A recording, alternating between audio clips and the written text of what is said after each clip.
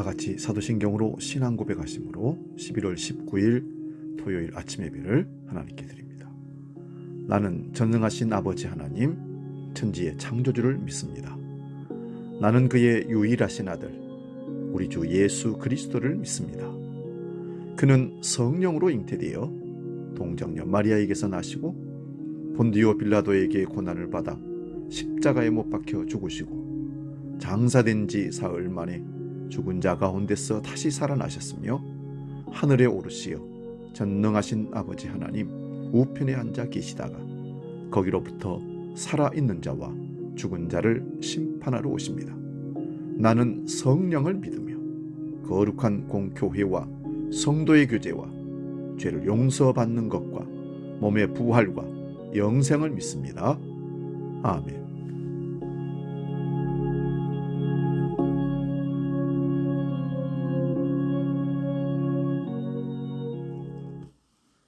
찬송가 384장 나의 갈 길 다 가도록 함께 찬송합니다.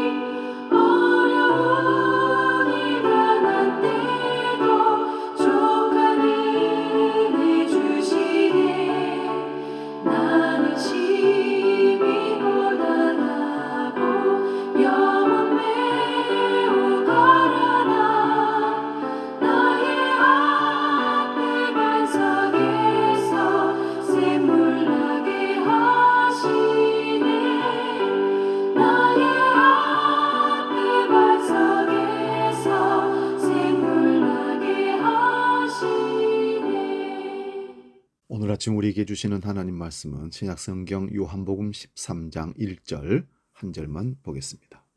요한복음 13장 1절 봉독할 때에 살아계신 주님의 음성 듣기 바랍니다.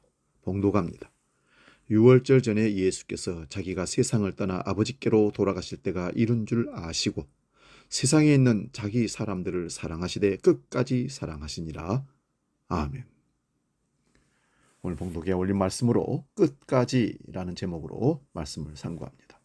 끝까지라는 말은 인내이고 지조이고 의리이고 약속을 지킴이고 성취입니다. 이 세상에서 끝까지 약속을 성취하고 함께할 사람, 의리 있는 사람이 있을까요?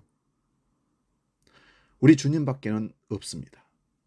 사람은 누구나 형편과 처지와 자기에 대한 유불리에 따라 변하기에 사람은 결코 믿음의 대상이 될 수가 없습니다.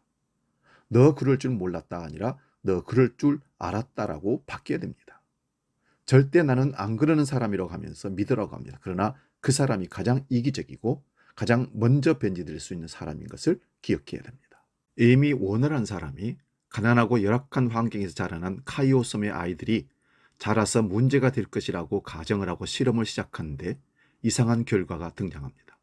대회라고 하기에는 너무나 많은 숫자의 아이들이 훌륭하게 자라난 것입니다. 에이미 워너는 연구의 목적을 무엇이 이들을 어려운 환경 속에서도 잘 자라도록 만들었는가라고 진행합니다.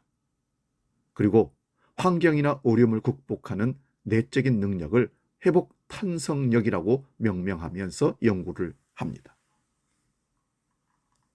훌륭하게 자란 아이들이 환경과 어려움을 잘 이길 수 있는 원인을 분석해 보았더니 공통적으로 가지는 특징이 있었습니다. 첫 번째는 사랑으로 자신을 끝까지 믿어주는 사람이 있었습니다. 이를 통해서 아이는 자신에 대한 신뢰와 자존감을 회복할 수 있었다고 합니다. 두 번째는 사회성으로 건강한 인간관계를 맺는 능력이 있었습니다. 다른 사람을 존중하고 사랑할 수 있는 능력을 배우게 됩니다. 이 두 가지 능력은 그들을 어떤 환경에서도 좌절하지 않고 자신을 소중히 여기고 다른 사람을 사랑할 줄 아는 사람으로 성장시켜 나가게 됩니다.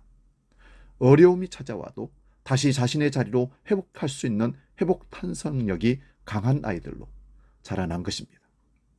사랑하는 여러분, 우리 그리스도인은 모두 강한 회복 탄성력을 가진 사람이라고 말할 수 있습니다. 우리를 끝까지 믿고 사랑해 줄 분이 있기 때문입니다. 교회 안에서 서로를 사랑하고 섬기는 공동체로 살아가기 때문입니다. 반대로 얘기하자면 신앙인이 환경이나 어려움에 쉽게 흔들리고 회복되지 못하는 이유는 신앙의 회복 탄성력이 약하다는 것을 의미합니다. 곧 예수님의 사랑을 잘 모르고 나만을 위한 신앙생활을 하면 약할 수밖에 없는 것입니다. 오늘 본문 1절을 보면 주님은 우리를 끝까지 사랑하신 분으로 나타나고 있습니다. 예수님께서는 우리를 위해 목숨까지 주심으로 끝까지 사랑하심을 보여주셨습니다. 우리를 향한 하나님의 끝없는 사랑은 예수님의 죽음으로 우리에게 보여줍니다. 목숨을 바침보다 더 큰 사랑은 없습니다. 자격 없는 우리를 위해 하나님의 아들이 목숨을 버리셨습니다. 그러므로 끝까지 사랑하신다는 것은 무엇이든지 용서하시고 용납하실 준비가 되어 있음을 의미합니다. 죄는 크기가 중요하지 않습니다. 죄는 유무가 중요합니다. 예수 그리스도로 말미암은 의는 모든 사람에게 공평하게 임하는 것입니다. 이것을 내게 적용하면 내가 어떤 죄를 지었든지 무슨 잘못을 했든지 주님은 이미 용서하실 준비가 되었다는 것입니다. 그렇기 때문에 우리 주님은 끝까지 우리의 손을 놓지 않고 믿어주십니다. 우리가 짓는 죄로 인해 우리는 스스로 낭망하거나 주님의 손을 놓고 도망칠 때도 있습니다. 그러나 우리 주님은 우리를 끝까지 믿고 신뢰함으로 손잡고 계십니다. 그리고 우리도 주님을 끝까지 붙잡는 인생이 되어야 합니다. 먼저 회개하는 인생이 주님을 붙잡는 인생입니다. 회개는 돌이키는 것을 의미합니다. 주님의 길에 나의 길을 맞춰가는 것입니다. 그 길은 오직 예수님의 보혈로 가능하기 때문에 회개함은 주님을 필요로 하는 삶으로 바뀝니다. 날마다 회개함으로 나아갈 때 우리는 끝까지 주님을 붙드는 인생이 될 수 있습니다.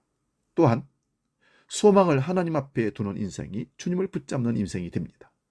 자신의 소망이 세상에 있는 사람은 세상을 붙드는 인생이 되겠죠. 신앙이 수단이 되면 채울 수 없을 때 바뀌는 겁니다.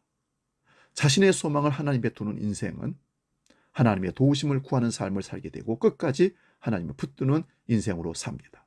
마지막으로 하나님과 같은 편이 되는 인생이 끝까지 주님을 붙잡는 인생입니다. 서로만을 바라보면 끝까지 올바르게 갈 수가 없습니다. 함께 같은 곳을 바라보고 함께 길을 걸어갈 때 끝까지 갈 수가 있습니다. 주님과 우리의 목표는 한 가지입니다.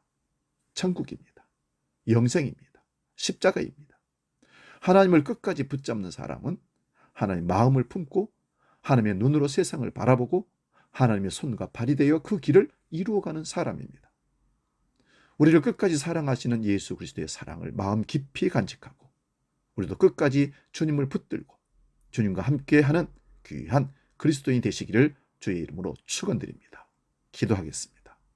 거룩하신 아버지, 끝까지라는 단어가 우리에게 힘을 주고 소망을 주고 기대를 갖게 합니다. 형편없는 우리들을 사랑하시되 끝까지 사랑하신다고 내가 세상 끝날까지 너희와 항상 함께하리라 나의 갈 길 다 가도록 주님 동행하신다고 약속해 주셨기 때문에 우리는 주님의 손을 붙잡고 주님이 바라보는 것을 바라보고 소망 가운데 이 길을 걸어갈 수가 있습니다. 주여, 연약한 우리들을 도우셔서 회개케 하시고 소망을 하나님께 두게 하시고 하나님과 같은 편에 서서 주님 바라보는 것을 같이 바라보는 믿음으로 끝까지 달려가 승리하는 주의 백성들 되게 하여 주시옵소서. 주기도록 기도합니다. 하늘에 계신 우리 아버지, 아버지의 이름을 거룩하게 하시며 아버지 나라가 오게 하시며 아버지의 뜻이 하늘에서와 같이 땅에서도 이루어지게 하소서. 오늘 우리에게 일용할 양식을 주시고 우리가 우리에게 잘못한 사람을 용서하여 준 것 같이 우리 죄를 용서하여 주시고 우리를 시험에 빠지지 않게 하시고 악에서 구하소서. 나라와 권능과 영광이 영원히 아버지의 것입니다. 아멘.